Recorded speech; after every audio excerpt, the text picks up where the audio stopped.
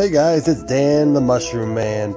Just wanted to remind you that if you donate to those Facebook stars, all those donations will go to Fungi and Friends school program at Great River Mushrooms and Herbal. And that school program is where we bring hands-on skills into the classroom to children and teach them about the fungi kingdom and the knowledge to grow those mushrooms. Again, learn more at the website greatrivermushrooms.com, folks.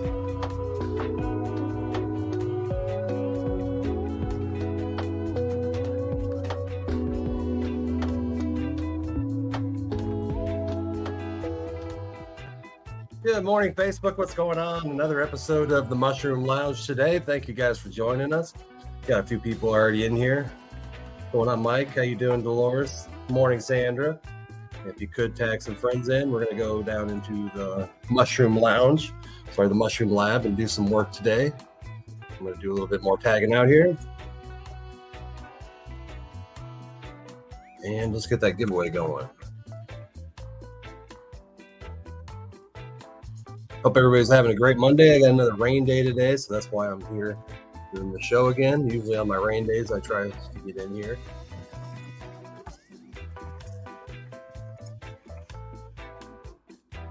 We'll do the straight giveaway some cash this morning. Bring that up there.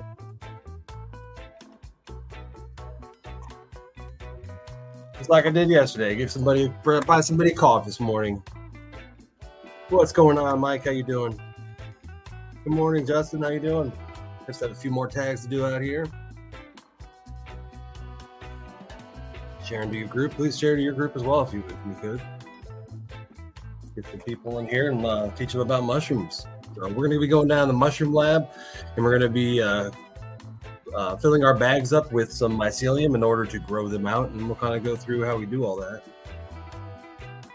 And I'm going to smoke a little cannabis and drink a little coffee this morning first.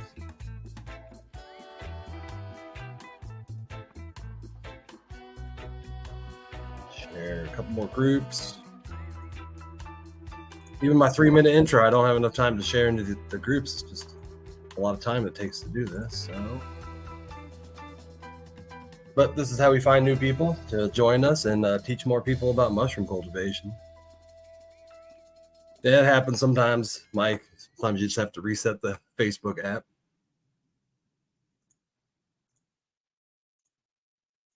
And we'll go a couple more.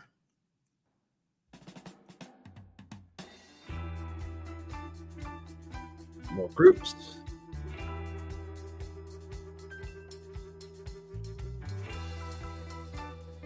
Tag a few more people in here as well.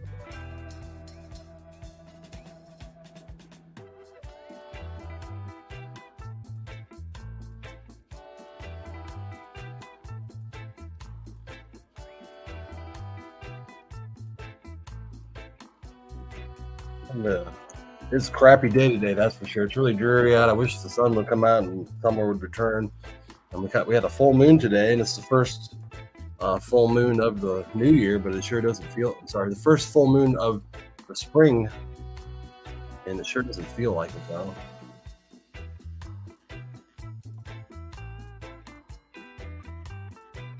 It is kind of chilly, overcast, and it's not very nice out.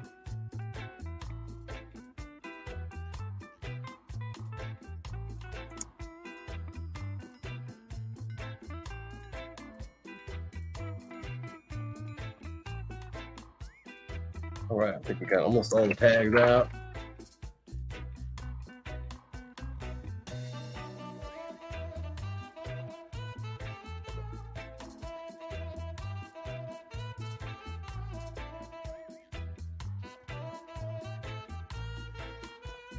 One more. All right, thank you guys for joining me again today. I appreciate it. We're going to be going into the Mushroom Lab, but I was going to smoke a little cannabis with you first. And I drink the rest of this coffee. Oh, I'm not Creepy Dan anymore. I don't know how I was creepy before.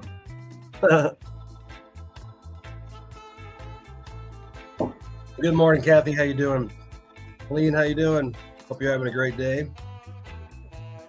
Appreciate the share it out. Please hit those love, like, reaction buttons or the laugh button. I think John Doe's in here now. Nope, I don't see John Doe.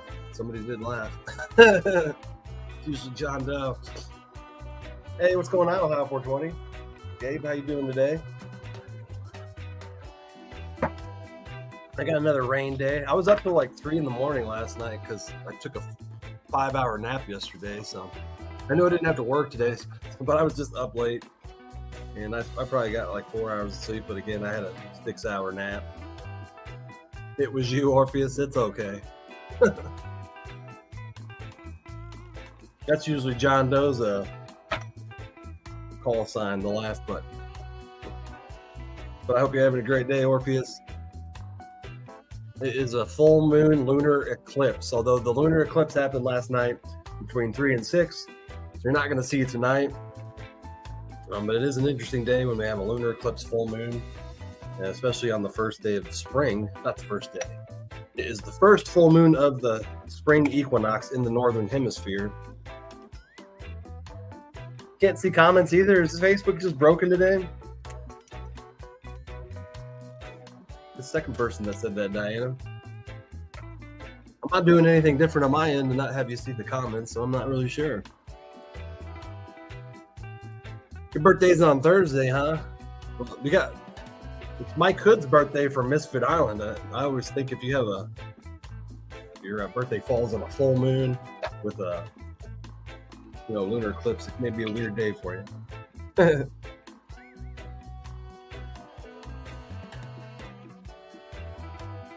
Cheers! I got some blueberry muffin I'm smoking today, and it is really good stuff. Really good stuff. I hope I don't ever run out of it, but eventually, you're going to run out of the strain you got. But I got a couple ounces still left. But the blueberry muffin is just delicious stuff. Good taste. Always a good high as well. Like, I've bought in dispensary weed, 4 or 5 different kinds over the last month, and as well as my roommate has, and I've tried. And this blueberry muffin is by far stronger and better than those 4 or 5 different strains. So. Blueberry muffin all day. If you ever get a hold of the blueberry muffin by Humboldt, grow it because it is a phenomenal strain, but there's a reason that is an expensive strain. But I got a hold of it actually at a grow. It was a grow thing in St. Louis. My friend actually got it, and he picked up a blueberry muffin clone for $10. And he kind of passed it around the community. So now people in Quincy kind of have the blueberry muffin Humboldt spreading around. Delicious stuff.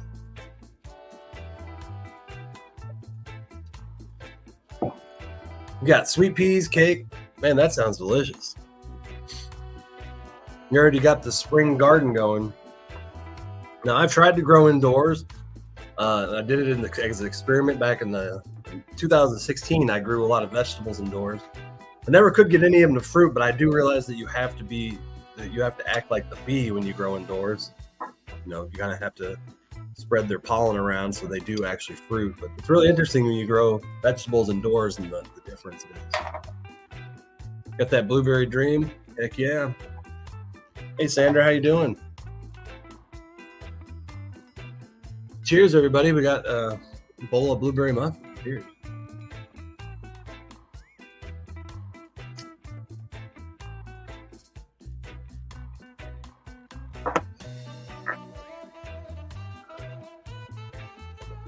We also have that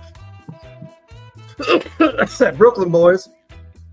We got some of that GMO. If I can get the camera there it is. Some of that GMO indica, good stuff. Honestly, if you're this stuff lasts forever too. Now I only smoke my pen during the day when I'm not home basically, when you can't smoke flower. So when I'm on the go, I smoke this pen, and it's definitely lasted me a lot longer than I thought it would. And those they're only at $40 for 1 gram on Brooklyn Boys, which is a bargain. Like if you buy from a dispensary, you're going to be paying more than that for 1 gram. Bullshit, basically. It's going to be full of other stuff. So check out Chuck Rock, man. These are worth it. The first battery is free as well, so you can get this for $40. And then $40 after that, I mean, you really can't beat that. So, Brooklyn Boys all day if you're trying to vape, man. I'm also impressed with their pens. Their company, whoever makes the Pure 5, very high quality. This thing holds a charge forever, and it's not some cheap pen. Like they went all out and they got a company that has really good pens. So I'm impressed. I'm very impressed with Brooklyn Boys. I gave it 5 stars for sure compared to other companies I've dealt with in Illinois. So 4 or 5 pens a week. That's crazy, man. See, I'll hit it like twice, every 3 or 4 hours if I'm out on a run. But I still prefer my flower, so I'll still smoke my flower at home. But that's wild. Some of you guys do sure do smoke a lot, but I mean, over to you, man. Whatever it takes.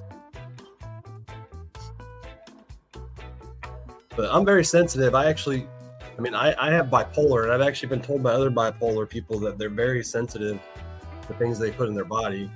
And I have been, the last 3 or 4 years, the better my mental health has gotten, the more sensitive I've gotten to things in my body. So I literally get more stoned easier. I feel, I can even take honey, for instance, and I can feel the effects of honey in my brain. There's like a high. And I've heard other people explain that as well. But my body is so sensitive to substances I put in it that even a small amount can be a big influence on my mood. But I wonder, is there any other bipolar people out there who say the same thing, that they're very sensitive to things that they digest? And I'm curious about that too, because I had somebody else the other day told me that. It would make sense where bipolar people are oversensitive to the world, but to be oversensitive to food is another intriguing thing that's totally possible. And that may be why I've taken small amounts of Cybosone magic mushrooms in the past and had profound experiences on small amounts. So I am a cheap date if you ever want to get me high. It doesn't take much. I take a whole bunch, I'm just gonna fall asleep typically. But man, I take 2 rips of this vape pen and I'm feeling pretty good. Now it is a different high than your flower. Of course, when you smoke a pen, I always think it is. I think it's more of a head high.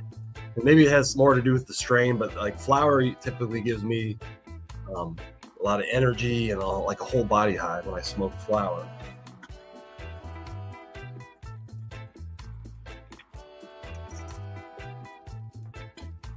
Bipolar, and it didn't take too much for me either. Oh, interesting. Morning, Michelle. How you doing?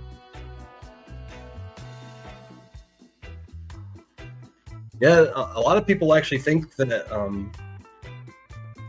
bipolar is a vitamin deficiency, and there's a lot of science to back that up. That maybe bipolar developed over not having the proper vitamins. I don't remember specifically what vitamin it is. There's a doctor out there who actually claims that he can cure bipolar because it's a vitamin deficiency.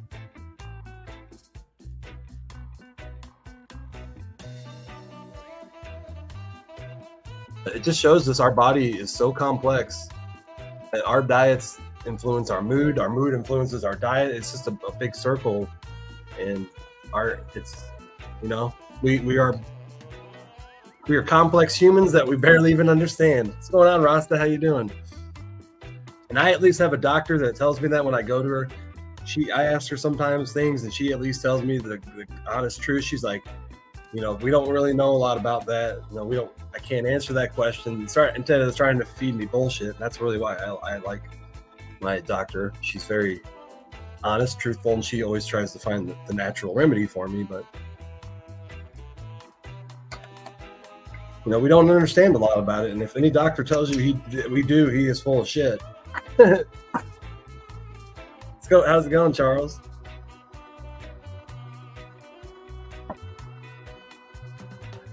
I have issues with like for instance, when I herniated my disc, and it was my L6 disc, and I went to my doctor, and like literally, she's like, there's not much we can do. And there isn't. When I herniated disc, you literally have to give it time and let it suck back in. But I was literally having issues with my organs because the L6 nerve actually can have control of some of your organs. So I was having weird things happen in my body that were kind of unexplainable because of the herniated disc. and it affecting my organs. So it was really weird. And my doctor had really no explanation. Because we don't understand our nervous system at all. Our nervous system is beyond complex and anything that we can still understand to this day. I mean, we literally have a nervous system that works off of electrical signals, and that's just kind of mind-blowing. Works the same way mycelium does, which is either mind-blowing as well. So mycelium communicates the same way our brain does. Sends electrical signals between, well, our brains use synapses, but mushrooms use single-cell organisms. But it's really interesting how similar we are to mycelium and how they communicate with each other and how our brains do as well. So, and that's why we are 40%. We share 40% of our DNA with mushrooms. We are very similar to mushrooms, more than you want to believe, and we are mushrooms. Mushrooms are us as much as we are them. How's it going, Thomas? How you doing? And if you didn't know, I say that because mushrooms actually take, did you know it? They take oxygen to breathe, and they expel CO2, just like a human does.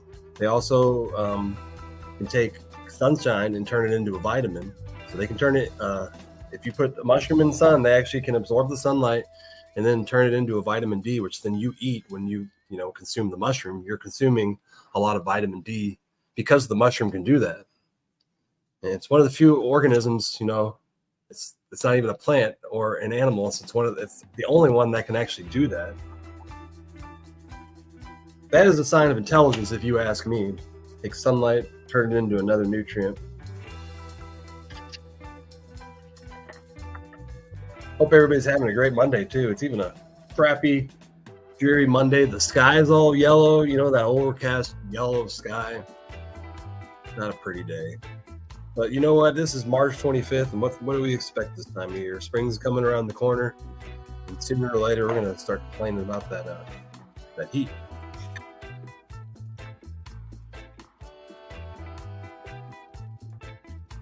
Nice. Very nice, Thomas. We'll hit that straight cash homie giveaway. We're giving away some cash, pay for somebody's coffee this morning. And hit that like, love, reaction button for me if you could. And share out. We're going to get down here in the lab. I was going to get down there by 11, so we got 10 more minutes here. Just sit and chat. What's going on? Hakaleen, am I saying that right? Hakaleen McCoy. That is a new name. What's going on? First time I've seen you in here. Hope all is well. Thanks for joining us. And I hope I didn't murder your name, but I think I said it right. I'll bring myself up a little bigger. But yesterday, actually the 25th of this month, we actually had a customer who ordered 9 bottles of elderberry syrup, which is quite a bit for one order. She ordered them all for her coworkers, and she was messaging me this morning how awesome and great it tasted. So that elderberry syrup is awesome. If you have not tried it, it's really, really good to keep you from getting sick. And it has elderberry syrup, cinnamon, ginger, cloves, and honey. And that is sold on the website too for in 4-ounce and 8-ounce bottles. And it only takes half a teaspoon of medicine a day. Keep the viruses away. And I have a lot of science to back that up too. So there's plenty of data to show that elderberry syrup is amazing when you are sick, or to keep you from getting sick. And again, I always have to remind people that I do sell that on my website. Yeah, it's pretty awesome. She actually ordered 16 altogether, or maybe 20. She ordered 5 more for the 29th, and then I think 4 more for the 6th of April. So a lot of good things going on at the Great River Mushrooms as well. We have a class coming up in 2 weeks. Actually, 13 days now I have to teach a class, and I'll show you that pamphlet.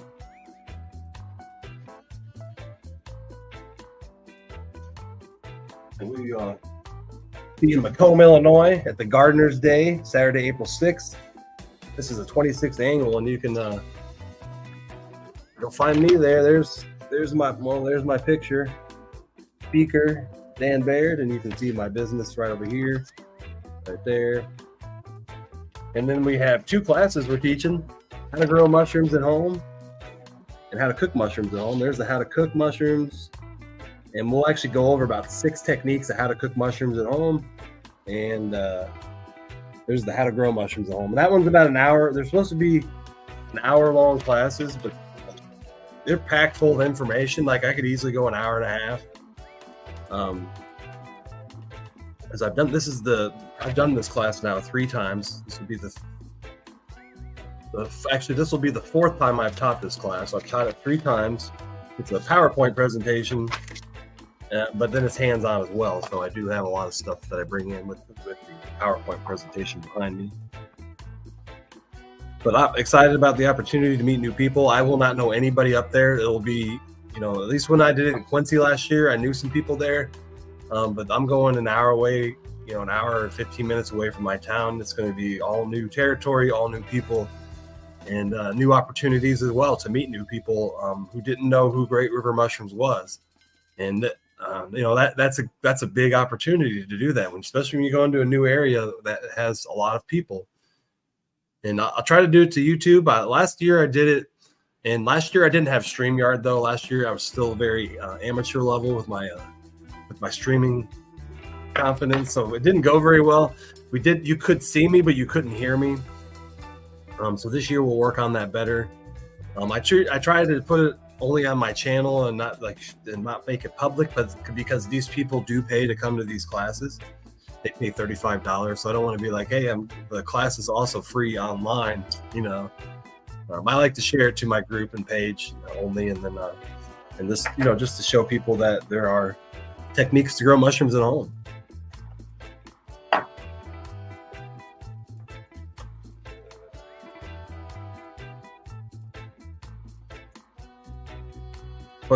Did I miss something? Was there a spam comment?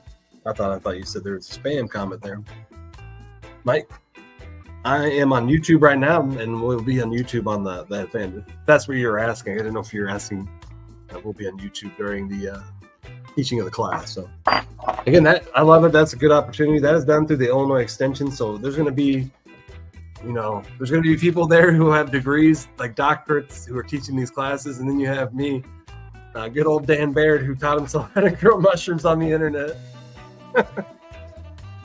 But I taught it last year, and it was one of the most popular classes. I got a lot of good feedback from the other teachers, and so maybe I'm not giving myself enough credit for actually teaching a good class, I guess.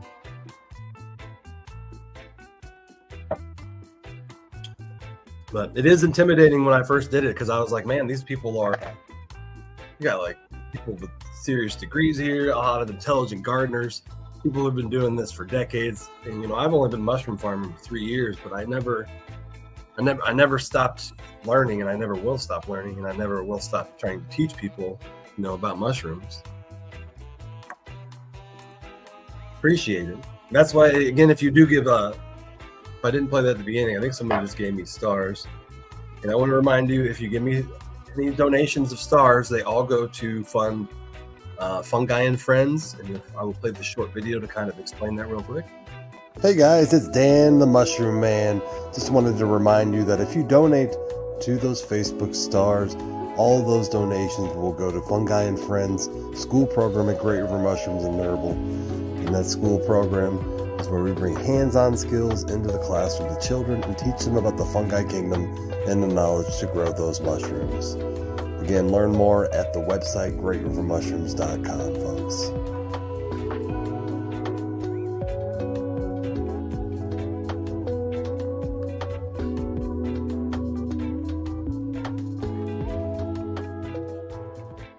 And again, 100% of your star donations go to that. I hope to start that program in the fall of next year and eventually move it into more schools. Now, I have got asked to go into a public school before, but I haven't really set that up yet. But we do have an academy that I actually will be teaching mushroom classes at, and they teach in what is called a classical style of teaching. Very interesting. They actually have they have like 1st through 6th grade in one classroom. They have and then like 7th through 12th It's a really interesting way of teaching children. They actually have all different ages in the classroom, and it's interesting. I went on a tour through the school, and I found it very intriguing how they were teaching these children, and it was working. It was working. And this place is growing. They actually got 40 more students this year. I think they're at 70 students, and they're only in their second year of being open as a school. So they'll definitely be growing a lot, and I'm happy to be part of that with being part of the classes that they're going to be teaching, and a little bit teaching them about mushroom growing and how to grow mushrooms at home. When they actually learn about the fungi kingdom, we can incorporate this, into the lesson. That's the same thing with the public schools. Now, public schools are a lot harder to get into, especially for some of the stuff that I talk about on here. Now the Ole Miss Academy knows the subjects that I talk about, like magic mushrooms and herbal medicine, and there are still public schools that do frown upon that, as well as Catholic schools. So the public school, I think, will be easy. The Catholic schools are going to be very hard, because anybody gets on my Facebook, they're going to know, what I talk about. And I'm very open about that. I don't hide. I don't go to these schools teaching kids about magic mushrooms. That part of that is not even taught. I don't even mention it. There's no mention that. I don't tell my story about it at all. So I keep that completely separate. But I know that there are judging eyes otherwise, How's it going, Christina? How you doing? Got to smoke a bowl, and then we're going to go down into the lab and do a little work for another hour.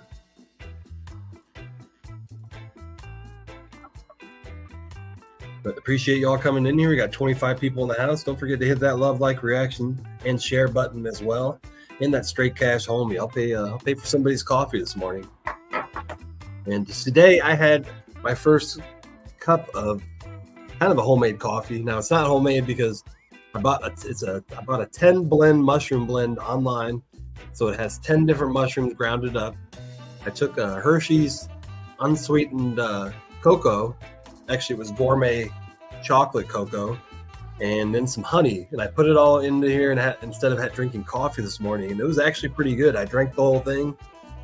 If you drink the mushroom powder by itself, it's pretty awful. It tastes like muddy water. But when you add the chocolate, the gourmet cocoa, and then the honey, which adds the sweetness, it's actually really good. Because I've had that mushroom powder in the past, and I tried to mix with other things. Didn't mix well, but cocoa and honey, because obviously if you use an unsweetened cocoa, you're not going to get that sweetness, but you're going to get that bit of chocolate. So then you add that honey to it, and then you get that sweetness. So it really goes together really well. And a lot healthier.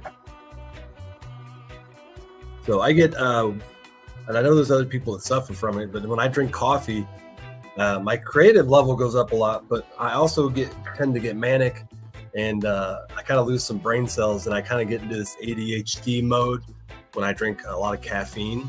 So I'm trying to get off of caffeine because I realize what it does to my mental health. Even though there's pros, but the cons of drinking coffee have become more than the pros as I've gotten older. So I'm trying to go to something healthier in the morning. I don't think I'm addicted to the caffeine. I'm more addicted to the actual drinking of the coffee every morning. I've done it my whole life. Wake up, have that cup of coffee. You're more addicted to the action of it. So I'm trying to find a replacement to replace that addictive action, but do something healthier, than coffee. Because I've also been drinking coffee lately, and I've had a rib injury, and my rib basically is tight against my chest here because it gets stuck. And lately, when I've been drinking coffee, I've literally nearly been having panic attacks, because what happens is you get up, your chest feels compressed, your heart actually is beating against your rib bone, you can feel it, and it feels like it has to work a little harder. So it's not a very comfortable feeling, and then your anxiety rises, and then before you know it, you're almost having a full-blown panic attack. So I had one the other day, and I got up and started walking, and that's how I got rid of it. It started moving. But I don't want to feel that again. Does anybody else have issues with coffee and their mental health as well? I love coffee, but man, it's just, and it's bad on your kidneys, and there's other issues with drinking coffee. And I need to treat my body better, make healthier choices, even though coffee is somewhat healthy. But I'm more excited to actually quit drinking coffee and then, like, after a while, try it again, because I've heard that it's more like a drug than that. There was a guy, he quit drinking coffee for 2 months, who had drinking it, most of his life. Went back to drinking it 2 months later, and he said he nearly he felt like he took mushrooms. He said he nearly had a psychedelic experience, because that's how strong coffee is. But our bodies are so used to it that it's kind of mellowed it, in a way. If you drink coffee and you've never drank it before, it's a pretty profound experience.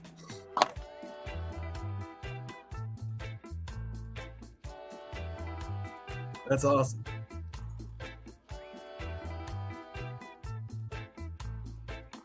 You had to turn the pot off. And does that mean you had to quit smoking pot?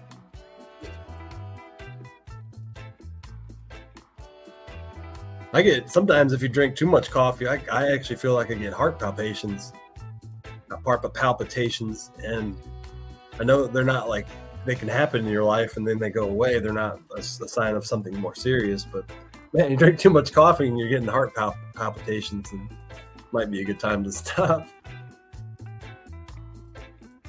And I've had them in the past. When I was 26, I had heart palpitations. Went and got a whole array of heart tests done, and they're like, your heart is completely healthy. There's nothing wrong with it. And so there are times in your life where you might have heart palpitations, and caffeine may be causing it, or even pot, cannabis, 100%. And I hate that we're all, the canna community. We need to educate people more that there are, some people shouldn't smoke pot. And there's that big study that just came out that said people who smoke cannabis are 40% more risk at having a heart disease. And it was a large study. We're talking like 600,000 people, I think, was the study, and it was done over a long-term period. So there is scientific data and proof that smoking cannabis can be bad for your heart. And I think we need to talk about that more in the cannabis community, instead of saying like, hey, cannabis is good for you, everybody should smoke it. There are instances where we need to educate people more on, and we need to become more educated on what it's doing. And I'm a big pro cannabis. I've used cannabis my whole life, but I read that data with my eyes wide open, and I was kind of shocked. And that there's a study that's proven that cannabis can increase your risk of heart disease substantially.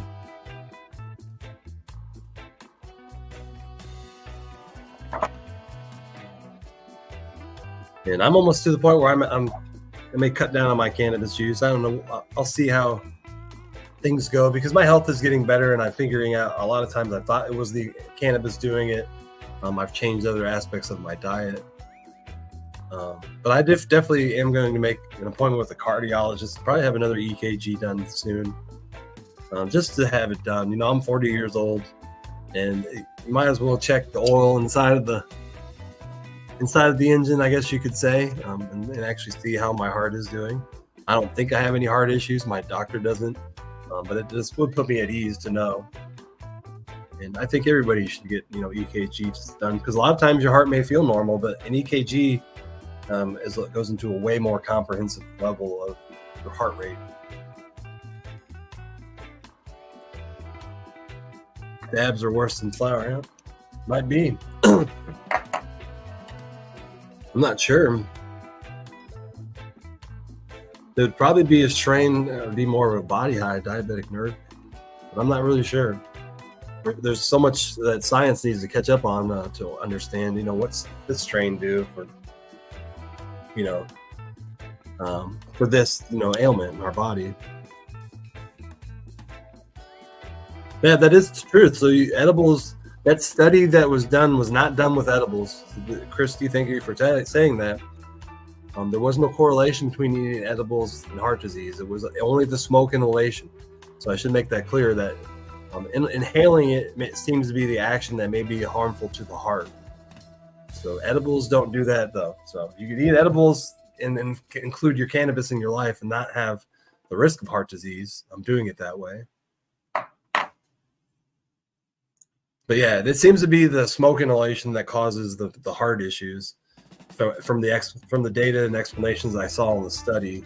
And there's a lot of other science out there that says inhaling stuff into your heart or inhaling things into your lungs makes your heart work a little bit harder.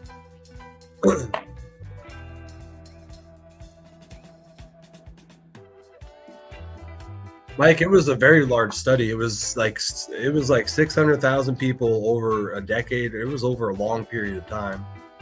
So they chose people all over the spectrum, and you can read it online. They have all the data available.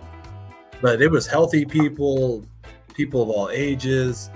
I think they tried to choose healthy people, but I don't remember what the specifications are. But it was a very large study, one of the largest cannabis studies I've ever seen. So the fact that it was such a large study and it came back, usually large studies are very, very conclusive because you have a large population to go through now. Smaller ones are very hard. Like there's studies out there with 30 people. Those are smaller studies. That's usually where studies start out to see if they're worth studying more.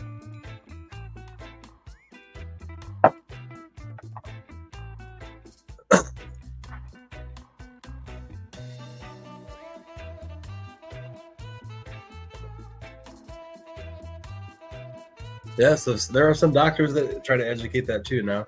I don't know how long we've known that cannabis causes heart issues, but that was actually the first time I had ever heard of it, and that study that came out 2 weeks ago. I'm sorry to hear that, Janet.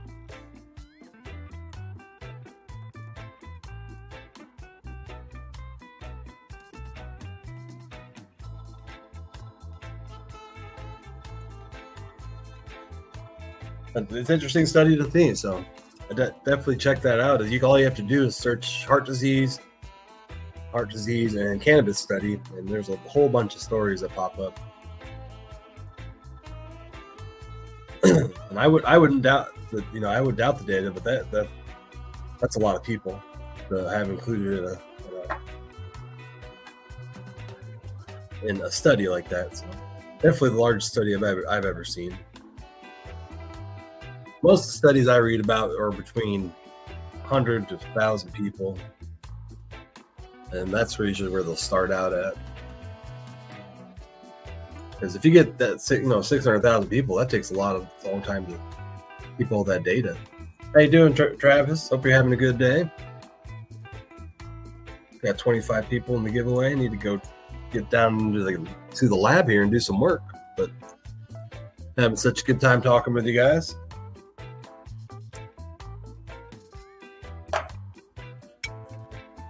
Let's get that Brooklyn Boys vaping out.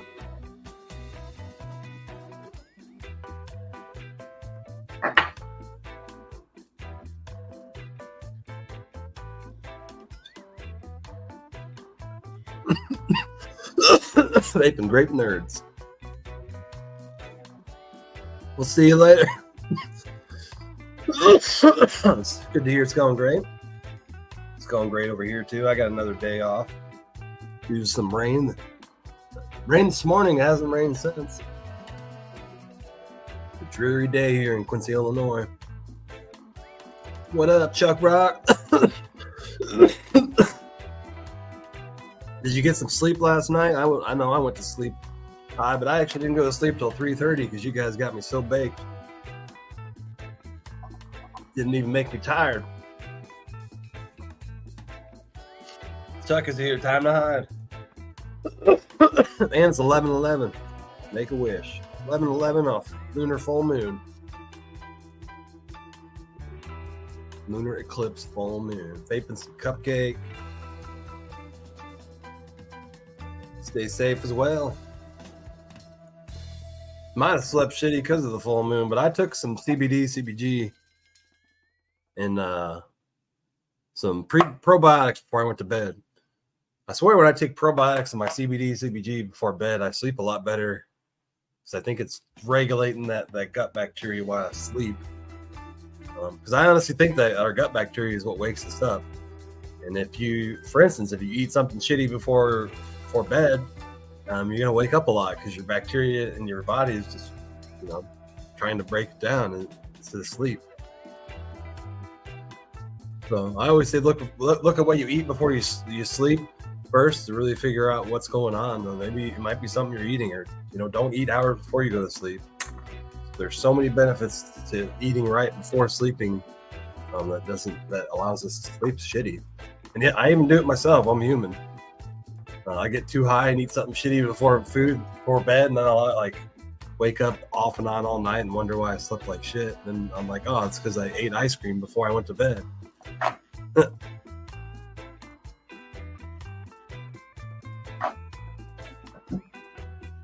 Yeah, for sure. Edibles are always better if they're going to not cause heart disease.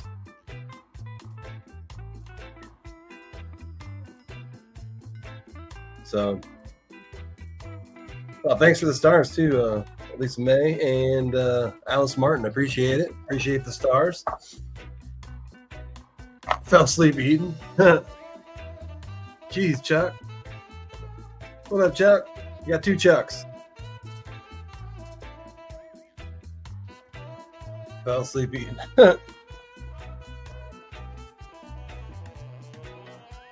That's funny. Cheers to I got the Brooklyn boys. GMO.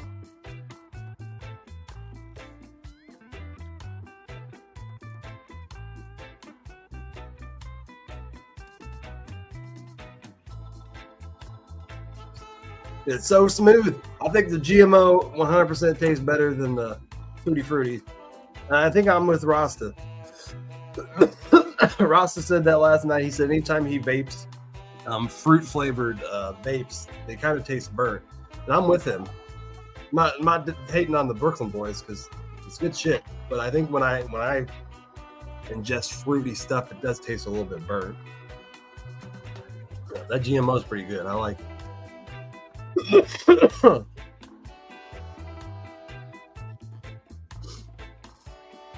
It looks good. That other one looked just slightly darker. Maybe it's just me. Either way, I'll be buying again. I'm glad I found a vape pen that was awesome because I actually used to vape a lot, and then when they were figuring out all that shit that other people were putting into vapes, the guy I was getting it from on the black market, he even said the same thing. He's like, man, I don't even know if this stuff's legit anymore. He's like, the guy I might be getting it from, maybe getting it from somebody else who's putting shit in it. And if you don't remember that, for a while, it was the gang company, the cartel companies were getting into vape pens, and they were filling them up with nasty shit. That's mostly what it was, and they were getting into the black market in the U.S. And that was really the reason I quit vaping then, because I was like, man, I don't even know what's in this black market shit anymore. And it was before legalization, so we didn't have access to, vape pens at the dispensary. But I know a lot of you guys remember that. That was a kind of, you didn't know what was in your vape pen, essentially.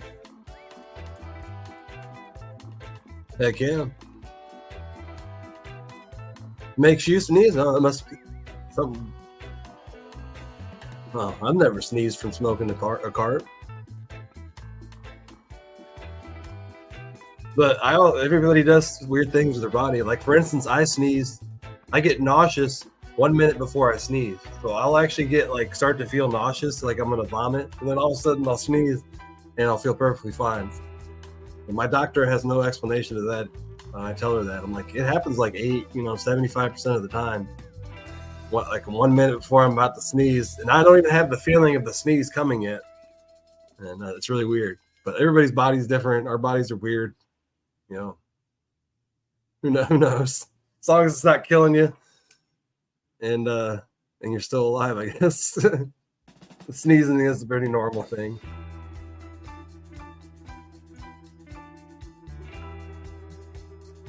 Yeah, anything that's smokable, Mike. Again, that I think that study with the cannabis was more about the smoking part. So I think it's not really the cannabis that is the heart. It's the inhalation of smoke into the lungs, causing the heart to work slightly harder during your life, and over time, that may cause heart disease. It's my understanding. So, of course, if you're smoking a cart, you're going to get the same effect. The only way around the cannabis and heart disease seems to be to actually eat edibles. And anytime you're inhaling anything into your lungs, it seems that you're increasing your risk of heart disease. From all the studies that I've read, it doesn't matter if it's an herbal medicine, cannabis. Obviously, tobacco is going to cause cancer, but it's more about the inhalation of the smoke that really causes the heart disease. Sneeze out them as well. That's interesting.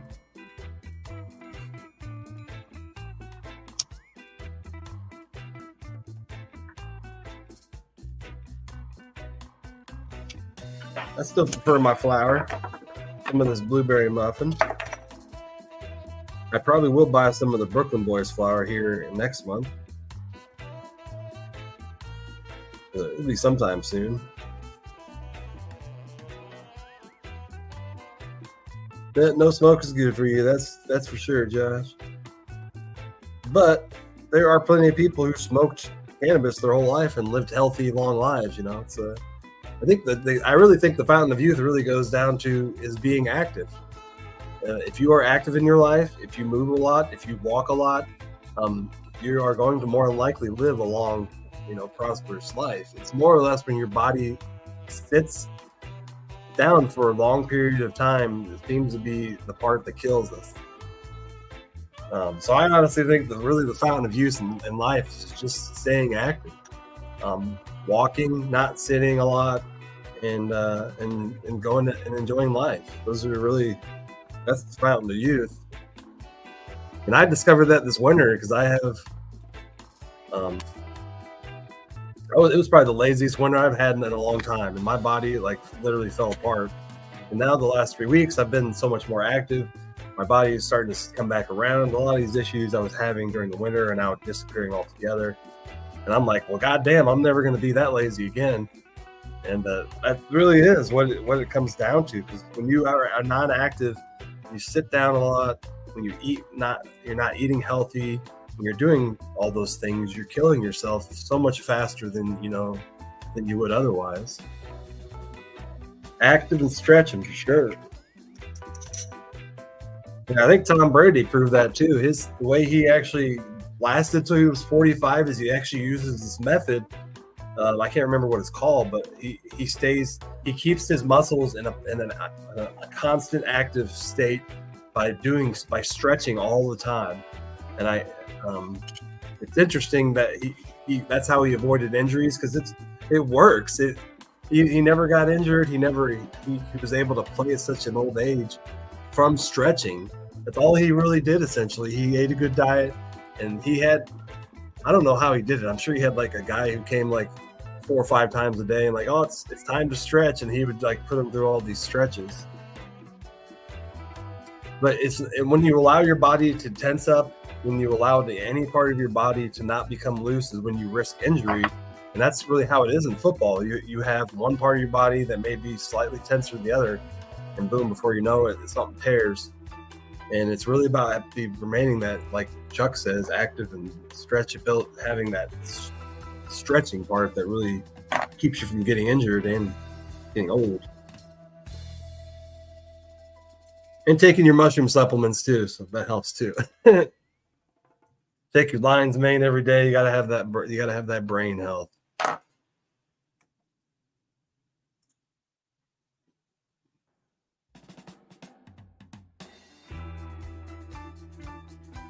Sure. It's amazing flower coming soon. All right, hell yeah. I'm assuming you're talking about BBCC.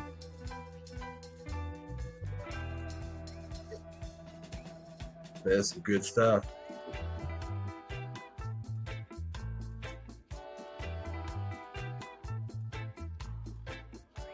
Hell yeah, Josh. It's on sale right now for $12, and the large bottles are on sale for $24. So usually about $5 to ship. So not anywhere, especially you're not that far away.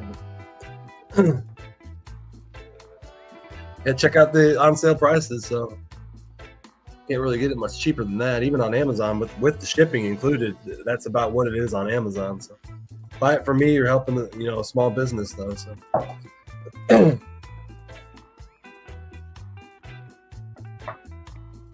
And you get mushroom stickers in the flyer. If you didn't see, we actually had a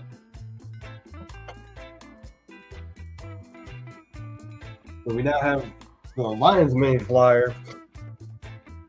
It shows all the information about the Lion's Mane. It's very helpful. Everything you need to know about Lion's Mane, right in a pamphlet. If you order it, you'll get the pamphlet. And we also have the turkey tail one now too. You order the turkey tail, you're going to get the pamphlet on the turkey tail, which there are tons of benefits as well. I kind of go into detail. So I'd like to educate people, and then I have the pamphlet, how to order, of course, in the back, and a little bit about the company. So I'm going to make one for every product we have, because I see people look at these, and then they buy a product from me. They're educating people is the best way to sell them something. And once you educate somebody, and then they actually take the product, and they're like, "Oh, this is the reason I'm going to take the product," and then they actually see the effects and how helpful it is. It really just makes for a good overall experience.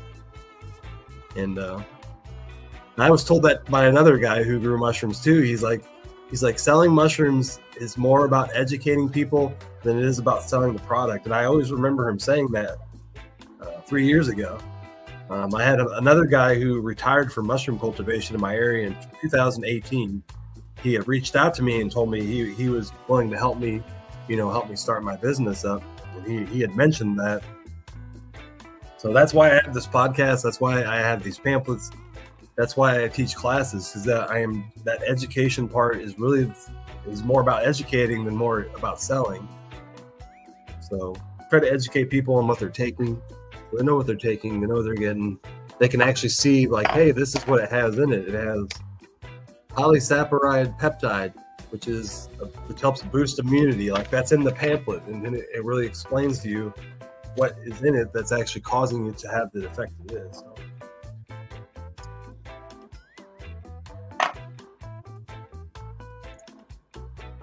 Heck yeah.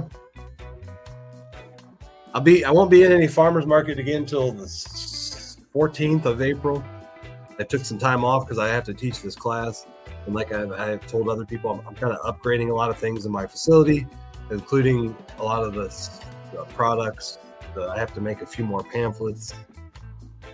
And I do this as a part-time job too, so I do have a full-time job. But I'm off today because of the rain.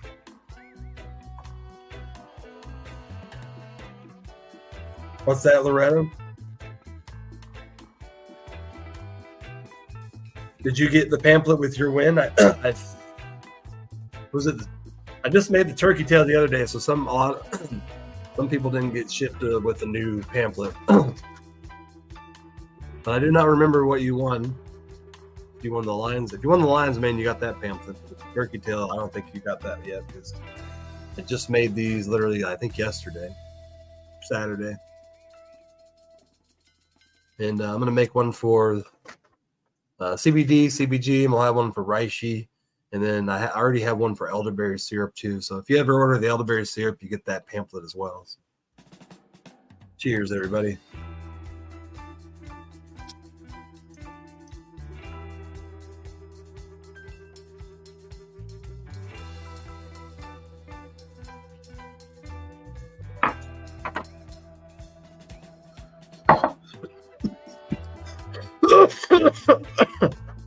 I'm gonna do one more hit, and then we're gonna do some work.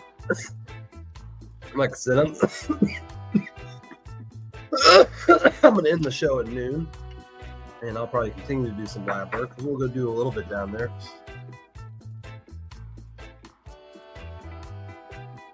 I don't want to interfere with Ross's Rhino show at noon, and I meant to get up earlier to start my show, but like I said, I was up till 3 in the morning, and then I slept in because I knew I wasn't working. Yeah, go check out Ross the Rhino. I think his show is at noon today. If Ross, you're still in the comments, is your show at noon today or 12:30?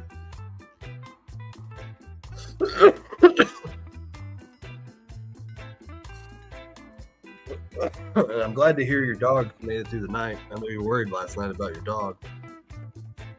But that's interesting that your dog ate raw chicken and had a reaction, because I know people who feed their dog raw chicken It's actually, I was told by a veterinarian that feeding raw food to dogs is becoming popular again, because dogs actually, their stomachs are more used to eating things raw. So that's interesting that he got food poisoning, because normally a dog, a stomach can kill bacteria that our stomachs can't. From my understanding, a dog's stomach is has way more acidic, has the ability to kill a lot more things. Sat out in the trash for a few days. Damn. So yeah, that's probably true. Any kind of meat that's spoiled like that would make any animal sick. Yeah, I know people who feed their animals like raw meat, feed it fresh. They don't let it sit out for a few days. So man, that's probably what did it. So I'm glad to hear Pass made it through it. Dang dogs getting stuff out of the trash.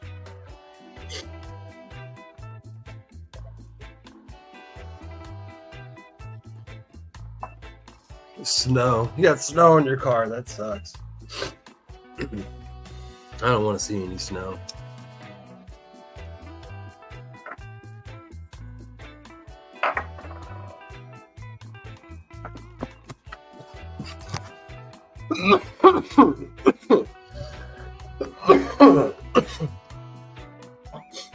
Gotta wash my hands before we go in the lab.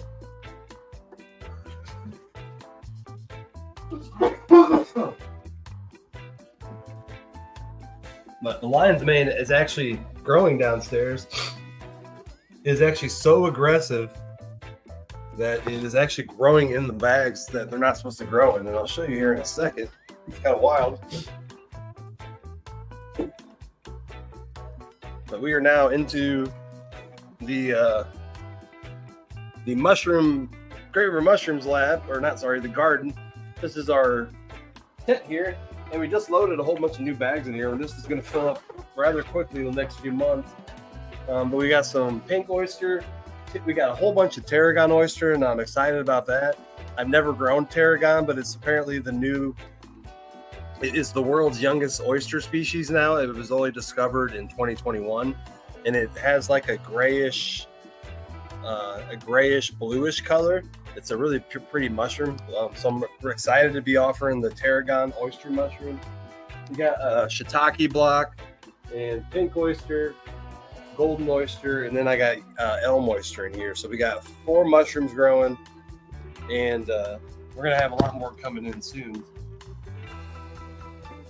Just ran this new piece of equipment last night for the first time, and I'm really excited because it worked awesome. But we have now a concrete mixer, and it allows us to mix all of our stuff. So I ran my first batch last night. I did how much did I run? 10. I had about 50 pounds of substrate in here. Yeah, it was about 55, 60 pounds of substrate, and it actually mixes it so well that the bags, I'm having issues doing it by hand, because with mushroom cultivation, you have to get the perfect mix. If you get one part of it that has too much soil hull, the mushroom may stall out. You get too much hardwood pellets in one area, the mushroom may stall out as well. So it happens in the past. So this new piece of equipment is going to help me get rid of that completely, that issue. We're going to have a really good mix. We're going to have mushrooms that are growing faster and more efficiently and stronger because of this piece of equipment. So I'm excited, and I actually excited that it worked last night, because obviously you don't know how well it's going to work until you actually do it. So one piece of equipment that's been upgraded, and it's going to make things easier. But now we're in the mushroom lab.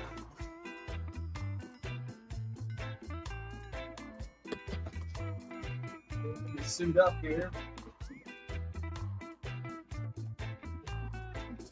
And if anybody's ever not been in this mushroom lab, this is the clean room. So this is the device right here that I work in front of that brings in sterile air from outside. There's a filter on the other side of this wall on here with a very large charcoal filter, 8-inch filter that pre-filters it before it comes in. It comes in through here and goes through 2 HEPA filters, and then it's blowing out clean, sterile air. So this is a device that I built myself. I will eventually upgrade to a commercial level one that I don't build myself, because there's some out there that are really badass, and eventually I will have one. But they're going to be like, I'm going to have to drop like $2,000 on it, or find one used on the market. So we got some everything we need down here to cultivate our mushrooms inside this lab. I only go in here after taking a shower, and because you have to be clean. The biggest germ in this room is me, believe it or not. And let's see if I can get this somewhere where you can see me. Hey, Jane Doe, how you doing? So we got a lab coat we put on. Of course, all the clothes that I have on underneath here are clean. Can't bring dirty clothes in here.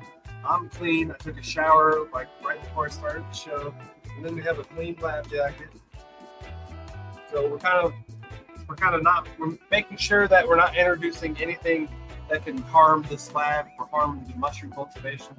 Just introducing any kind of contamination is not just a bad thing. So I think that'll work better over here. How you doing? I'm doing great, James. Just doing a little work here.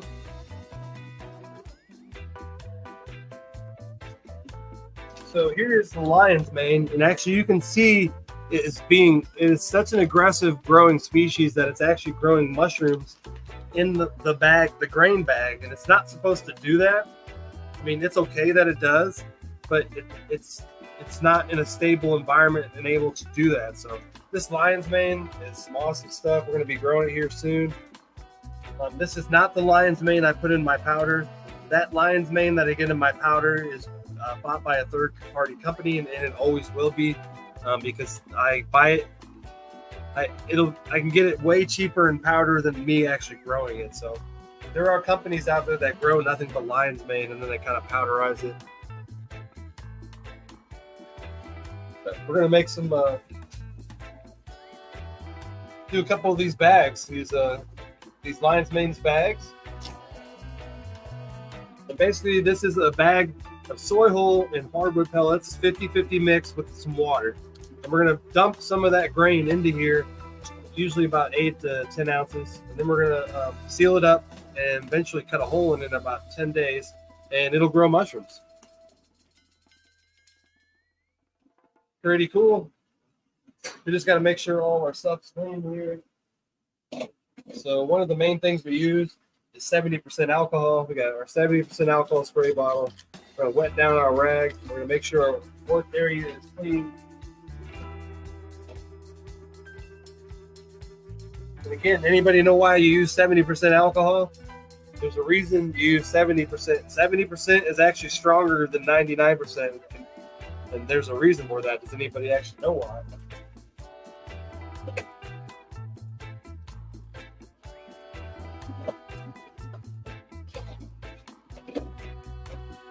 A lot of people don't, but there is a reason that 70% is stronger than 99.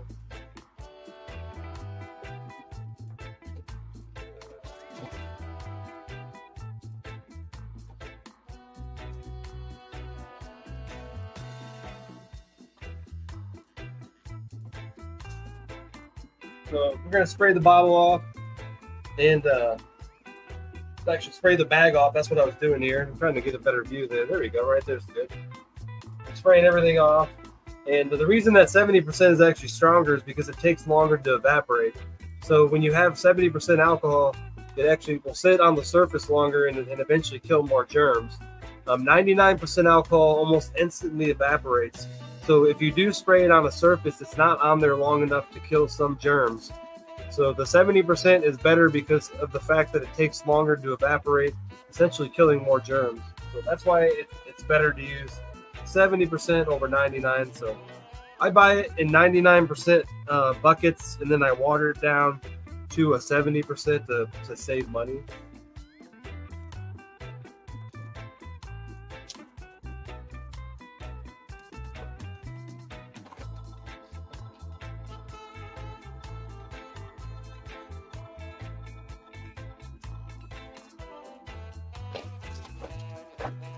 Going to break the grain up. There are some mushrooms in there, but I'm going to try to pull them out because mushrooms can rot and contaminate easier. So don't really want them in our other bag, but it is okay if they get in there.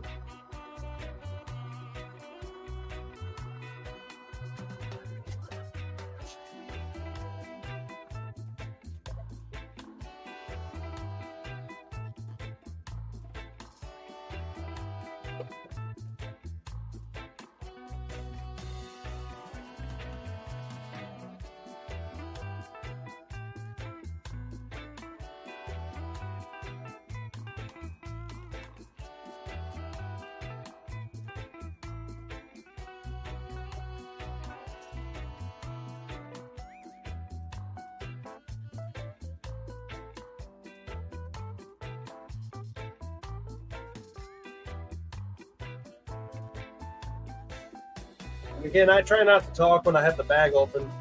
That can be when I can breathe some contamination in it. We have a sealer here as well too, as you can see on the screen. We're sealing the bag. I like to double seal it, and we're going to make sure that seal is good. Because if it's not, then we're going to get seed everywhere.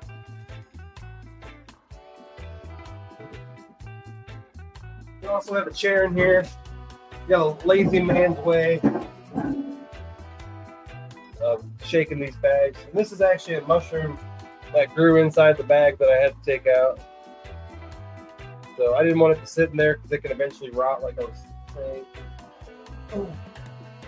Need to get a garbage can. Hold me 1 second.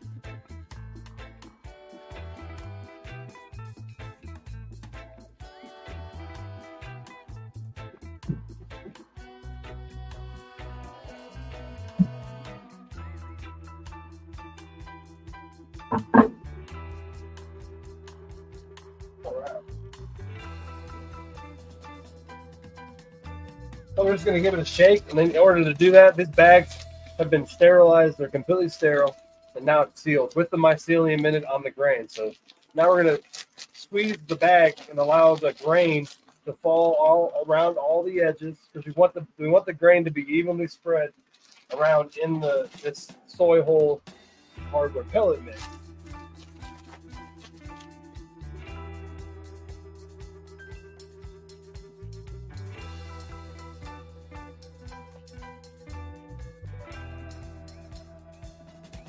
So that's how we do that. And then we kind of squeeze it at the bottom, and we want to shake some seed. We want to shake some of that grain at the very bottom of the bag, because if we don't do that, what's going to happen is the bottom of the bag won't colonize, and you'll have a spot that doesn't do any kind of growth. So these need oxygen. They're going to get their oxygen through here, and then but each grain is like a seed. So you want to spread the seeds around the whole bag evenly and allow it to grow and prosper in this new environment. You really don't want to see any of the grain. I try to make sure it's all inside of the mix. Sometimes it takes a good minute of shaking. But this is the lion's mane strain. This little bag right here will grow 2 to 3 pounds of lion's mane, which at market sells for about $10 to $11 for a half pound, $20 for a pound. So this bag right here is worth about $60 to my company at a farmer's market if I grow it out and sell it, into a market. So it's amazing how much a little bag can grow in value. This little bag can make $60 to $70 a mushroom. We do have a larger bag as well. This is the 4-pound bag. I also have 10-pound bags, and the 10-pound bags grow up to 6 pounds of mushrooms. So as you can see, you can't really see much grain now. It's all kind of hidden. It's ready to be. Basically, going to squeeze it down a little bit. You want it to be kind of compact, but not too compact. And then it's going to go into a holding station outside this room. So we have a whole chamber that's dedicated to holding these bags while they colonize. Really, they just need to be in a 50%, 60 to 70% humidity. 60 to 70 degree temperature with about a 50% humidity. And they're just going to sit on the shelf out there for anywhere from 10 days to 2 months. The shiitakes take 2 months. So That's how you make a small mushroom bag. Really, once you have all the proper equipment here, like I do, it's a lot. It's not too hard to make. Again, we have a pen too. We want to make sure we know what this is and what date it was made. So we put LM for lion's mane, and it is the 25th of March. Because you want to know the dates, and obviously you want to know what's in the strain. So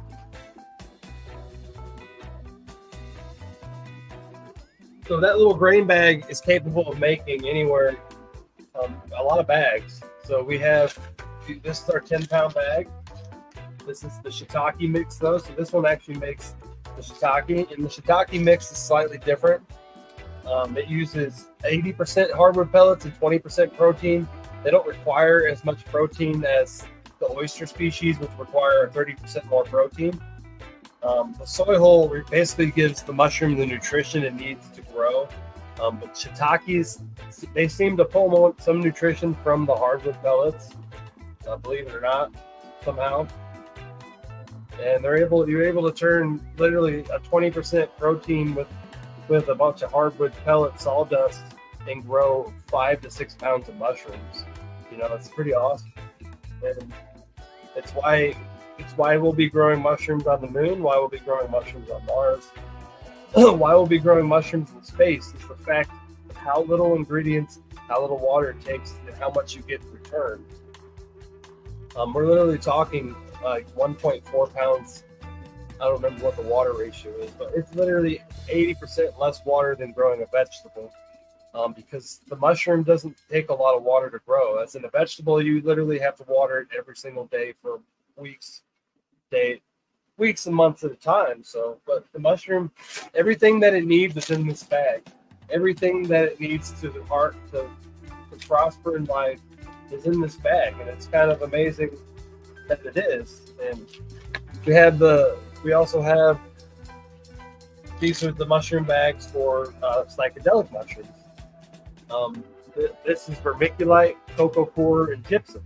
So those mushrooms require something slightly different than your other gourmet mushrooms. They seem to like more air in their oxygen, of course. The vermiculite, and then the gypsum adds the required some of the required not protein, but diet for it, like you would say. So these are the ingredients for magic mushrooms. So they're actually different, very much different than your gourmet mushrooms. So that's why when people say, to educate them on growing magic mushrooms, it's completely different than growing gourmets. Like it's very, very different. Gourmet mushrooms I think is much easier than growing psychedelic mushrooms. Psychedelic mushrooms are a lot more sensitive, and they to their environment than gourmet mushrooms. So I always say, if you're ever going to grow mushrooms, and you're going to get into mycology, start with the oyster mushroom species. The blue, the yellow, and the pink oyster are all species that are easy to grow offhand in your first try without fucking up, and go from there. That's really where it's easy to start that blue oyster species. The blue oyster, you can treat the blue oyster like shit, and it will find a way to grow. It'll grow. It's a super aggressive species of mushroom, very easy to grow. The lion's mane is another harder level. So let's say at a 1 to 10 rating, we rate how hard it is to grow different species of mushrooms. The blue oyster would be a 1. Your blue oyster is the easiest to grow. You're at a 1 there. Say your lion's mane's more at like a 4 or 5. That's a little more difficult. You want to have some background in growing mushrooms. Psychedelics can be more at a level of 6, 7, 8 level. Those can be very difficult to grow. And then you're going up into your higher levels like turkey tail, morels. There's chicken of the woods. Those species of mushrooms are at like a 10. They are hard to grow indoors, and people who do it they have to spend tens of thousands of dollars to buy the equipment to build the right environment.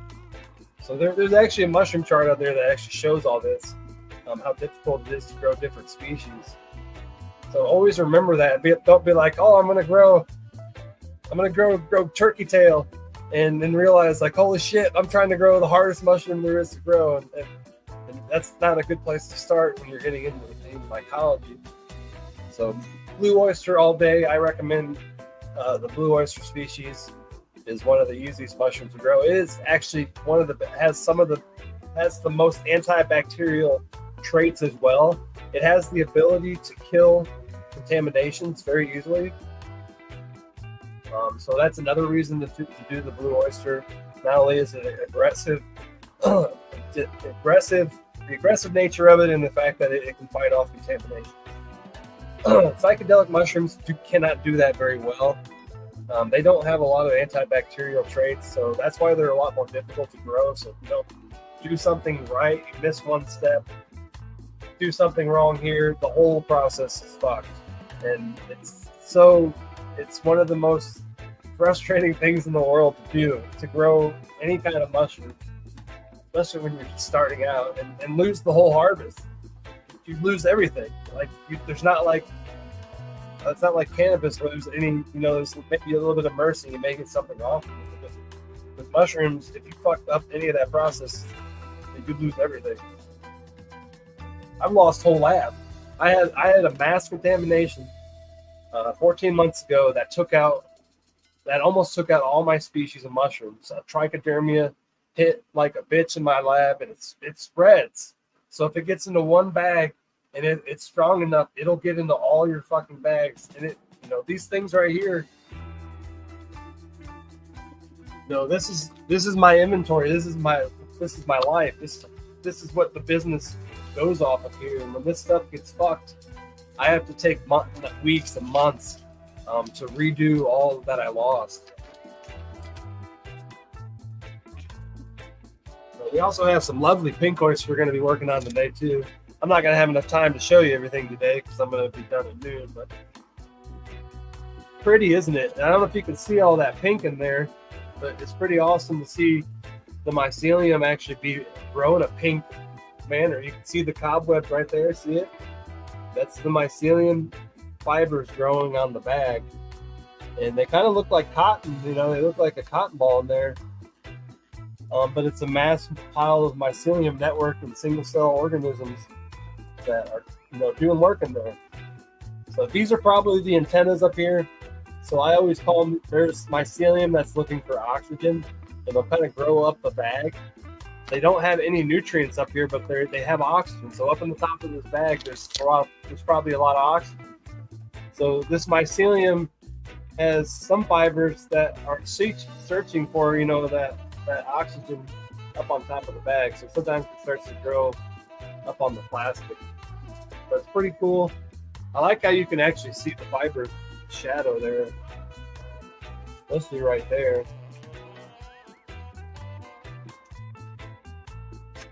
But it is an organism, it is alive, and each strain has its own tendencies, its own smell, its own, everything about it is different with each species. The tarragon, for instance, the golden oyster smells like a honeydew melon.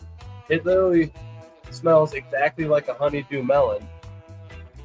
So the golden oyster, the blue oyster smells like when you walk into the woods and that dew smell on a really humid day and on a spring day when it's like 60 degree, walk in the woods and you smell that morning dew. That's what blue oysters smell like.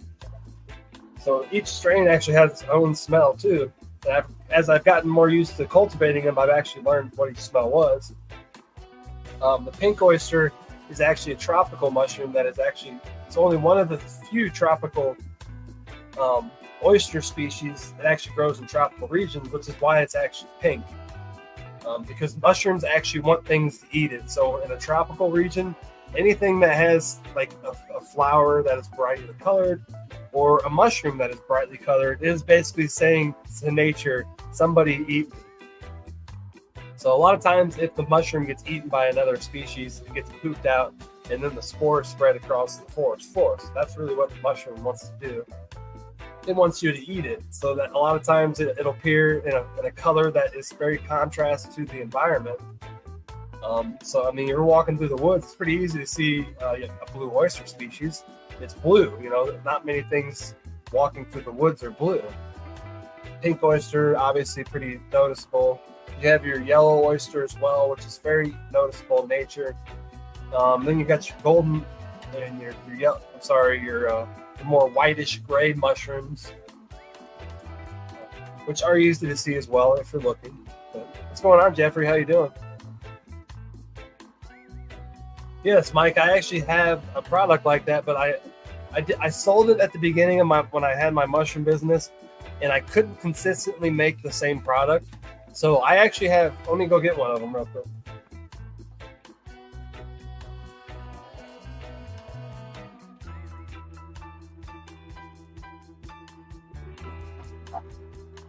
So this is one of my really, really old CO2 bags. This is actually one of my prototypes still that is actually still producing CO2. It's been producing CO2 for a whole fucking year. That's crazy. So I can tell because the bag's puffed up. We have an expansion of CO2 in the bag. And all this is a spent mushroom bag. And the mycelium is still eating in there, still eating what that left in there and creating CO2. So I did an experiment at the beginning when I started my business, and I was actually able to prove that this bag will increase CO2 levels by 250 to 450 ppm in a 3x3 by 6 enclosed area with no air circulation, and it does it in like 2 hours. But as I started to produce more of these, I could not consistently make them the same every time. So there were some of them that were not producing CO2 at the same level as other ones. So I still have to experiment with that, and I'm almost to that level again. I'm hoping to have these available again by spring, well, in a couple of months.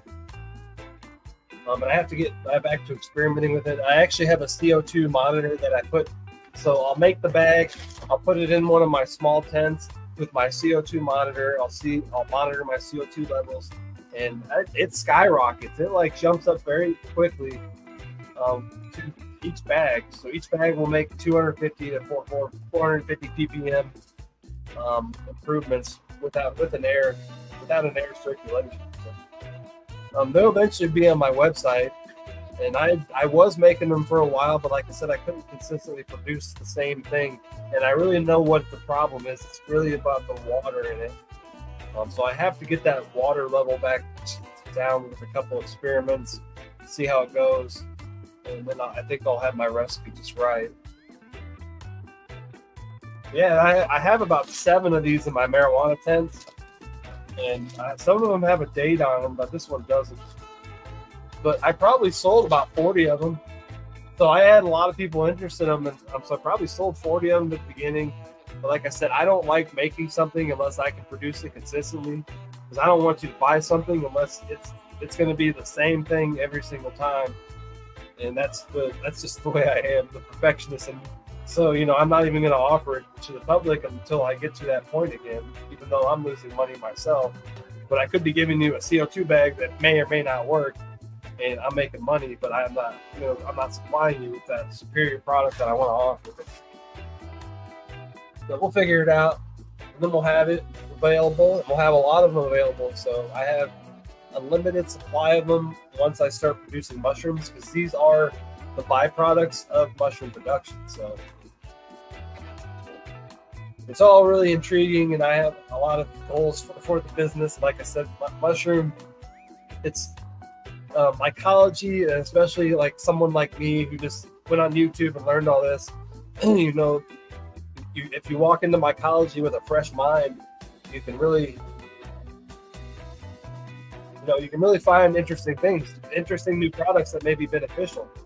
And that's why I never like some of these cultivation groups, like mushroom groups, because half of these ideas, if I went and shared them with people, I would be dismissed and be like, oh, that's stupid.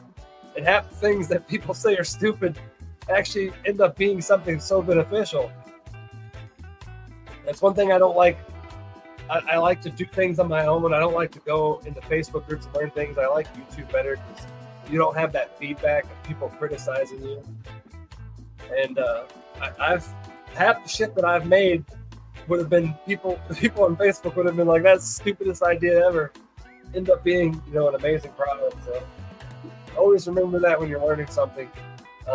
Just, you know, do it on your own, even if you know how it's going to end. Do it still. Sometimes it's good to see how it ends, because that's the way life is. You learn every time you fuck up. Oh, humidity definitely a factor too, Mike. So as you can see, there's actually moisture in this bag still. So it's really wet, but there is still mycelium in there eating something. But this is what happens. So this bag was actually pulled to here with the substrate. So what happens as mushrooms eat anything organic, they turn into soil. That is literally almost soil. It looks like soil. So that is what mushrooms do. The mycelium eat all the organic material. They turn it into organic soil. So when you look at the color of soil, it is that way because of mycelium, because of all the organic material that it ate before you. Everything that ever died in life, everything that was ever alive that had carbon in it, the mushroom eats. So you can see that it went from here down to here because it actually made soil. So it's pretty cool. I can probably grow a plant in there and grow the best plant ever. That is nutrient-rich soil right there inside of here now.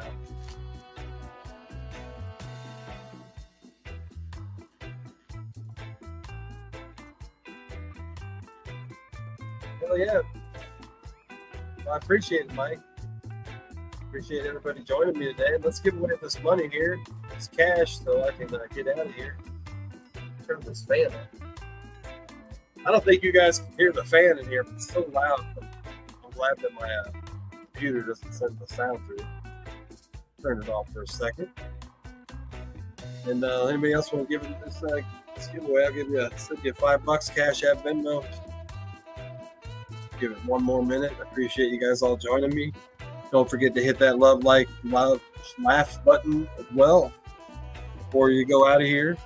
Help me. A lot of people do watch these shows afterwards, especially the ones where I give more tour or talk about the information in my lab. You can rewatch it at any time as well. So, use some cash for shipping. There you go. Well, it's actually going to be $6. I tell people I'll pay it. It'll buy them a cup of coffee. Like a cup of coffee is like $6 now, so it's going to be $6 Canadian in the cash app. Yeah, it's crazy. You can't hear the fan, Betty. It's loud though. That exhaust fan. It's an 8-inch inline iPower fan, but it has like a 7. Pretty powerful. It actually says that it produces 70 decibels of noise on the side of it, but you can't hear 70 decibels. Well, I appreciate that, Shauna. Ronaldo, appreciate it. Sometimes I just keep talking and talking, and then the supply of mushroom knowledge. But that's the lion's mane. So using lion's mane and then actually learning stuff, it opens up new neuropathic pathways. So I encourage anybody who uses lion's mane to start to learn something, learn a new skill. You'll realize that you're able to learn it much easier. And I am 120,000% believe that, and I am proof of that. Because the lion's mane and then actually learning everything that I've done in the last 3 years with this business is because of lion's mane and magic mushrooms, and then opening up those neuropathic ways where I can actually learn things at an older age. And I realized, like, man, I'm actually learning things faster and easier than I did in high school because I understand that. So don't ever forget that lion's mane 100% will help you learn new skills easier as well.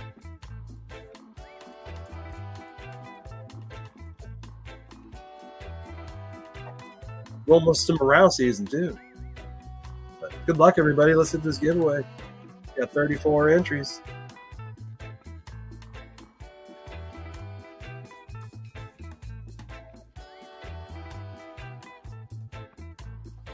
Diana McDermott. Congrats, are you still here? Let me get that little golf clap cheer going. Little golf clap cheer.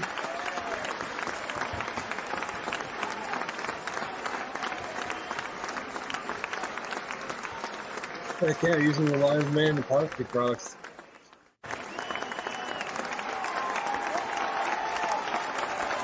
That's awesome. Yeah, we think Facebook comments today just not showing up some people. Question is she still here?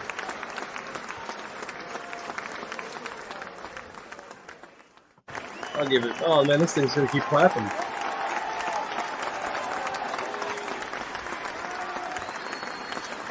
I'm gonna give it 30 more seconds, and then we'll hit that giveaway again. Maybe I'm gonna make sure that I didn't miss her comment. She wasn't in there.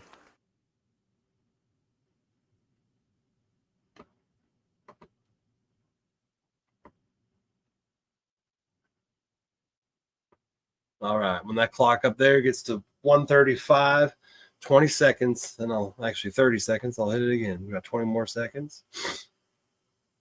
Yeah, you can still get into it as well if I'm going to respin it.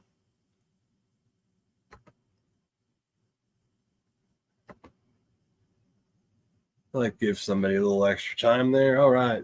Good luck, everybody. Let's hit it again.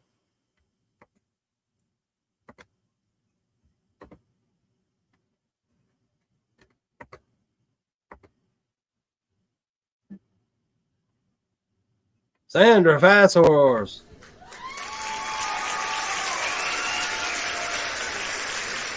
I think I just saw her comment. So I think she's still there.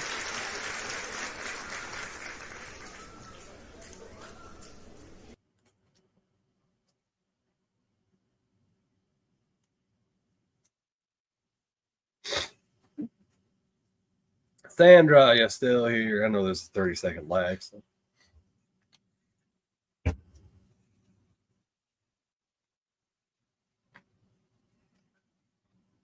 Do I have to hit it a third time? Making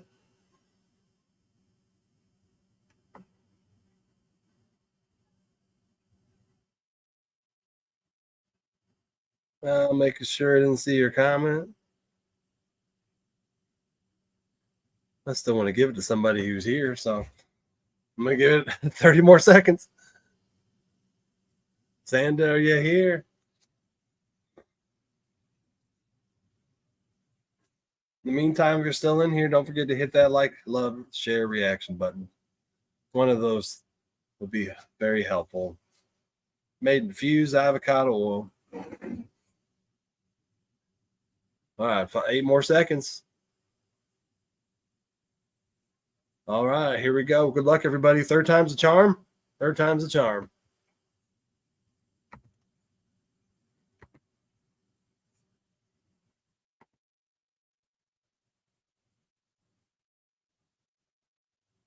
Charles, are you here?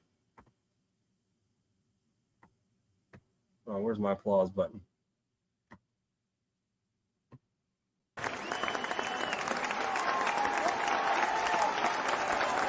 Charles, this is the third time a charm. Are you here, Charles?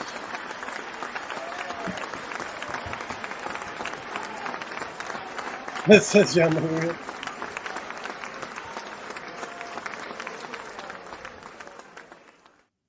Did I have to do a fourth spin?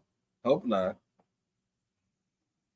I've had to do 3 spins once, but never 4.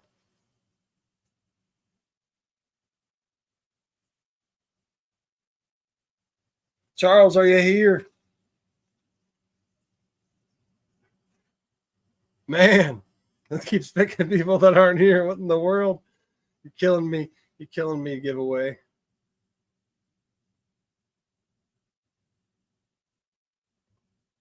All right, let's do it again. Let's see. Am I giving plenty of time for it to? Yep. All right, hit it again.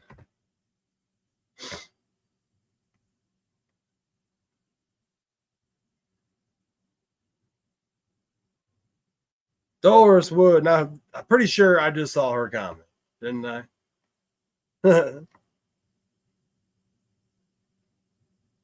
Doris Wood, are you here? Yeah, she did just comment 1 minute ago.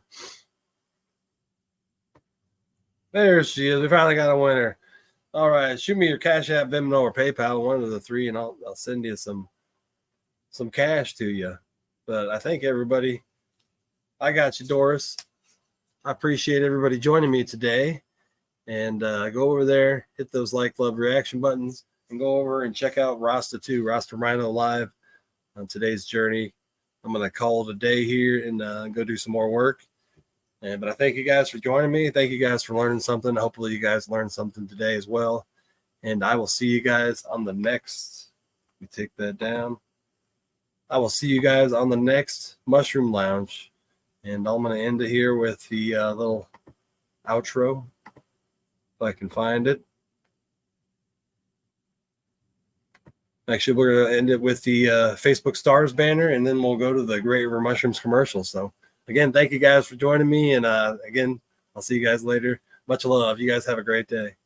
Hey guys, it's Dan the Mushroom Man. Just wanted to remind you that if you donate to those Facebook stars, all those donations will go to Fungi and Friends school program at Great River Mushrooms and Herbal. And that school program is where we bring hands-on skills into the classroom to children and teach them about the fungi kingdom and the knowledge to grow those mushrooms. Again, learn more at the website greatrivermushrooms.com, folks.